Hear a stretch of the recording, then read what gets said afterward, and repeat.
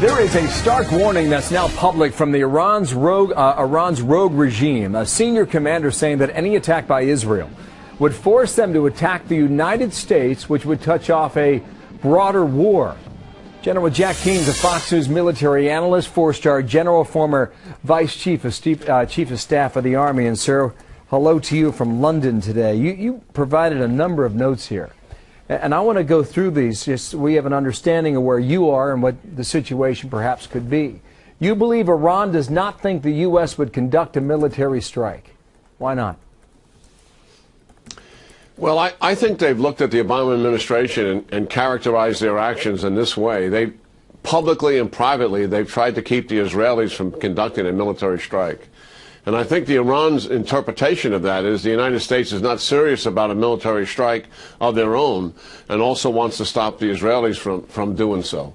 And that's the conclusion I believe they have drawn. Okay, so you also say Iran believes the U.S. does not want Israel to conduct a military strike, which is something that you have stated before with us.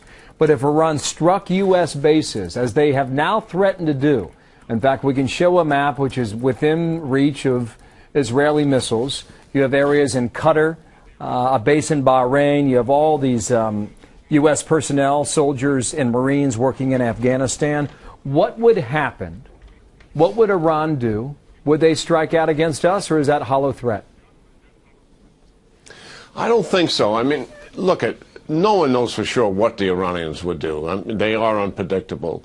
But I think when you look at it coldly and hardly, I mean, the reality is this. The Iranians, I believe, would avoid military confrontation with the United States at all costs. And why is that? Because the United States is the only country that could defeat their military and change out their regime.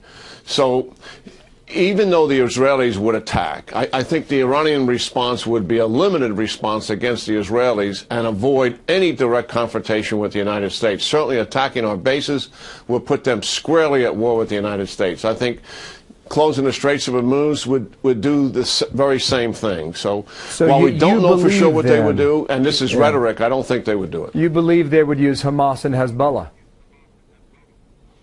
Oh, absolutely. I mean, they would rain on the Israelis with the rockets, the mortars, and the missiles that they have provided to the Lebanon Hezbollah and also to the Hamas. I mean, Syria has provided that capability, and so has the Iranians. Whether they do direct missile attack against major cities like Tel Aviv and Jerusalem from Iran is another calculus they'll have to weigh, because if that's very severe, the Israelis could ask the United States for help, and that would again put us at war with the Iranians. But just to be clear on this, you believe that Iran thinks that Israel would launch a preemptive strike?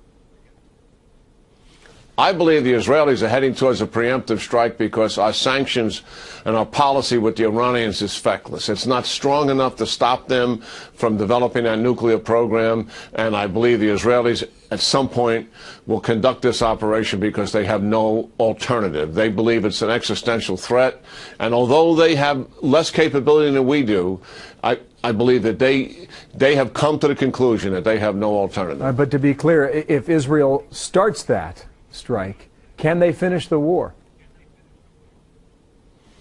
What Israelis would do would be a limited strike against the Iranians' nuclear capabilities. I think they would be very careful not to expand that strike into the larger military capacity of the Iranians, which would create a very different response from the Iranians to Israel. So it would be a limited strike, as comprehensive against the nuclear capability, but limited in terms of what it would do with the rest of Iran's capability. Got it. But to finish that job, would Israel need the United States? Yeah, absolutely. I mean, we have greater capabilities than the Israelis do.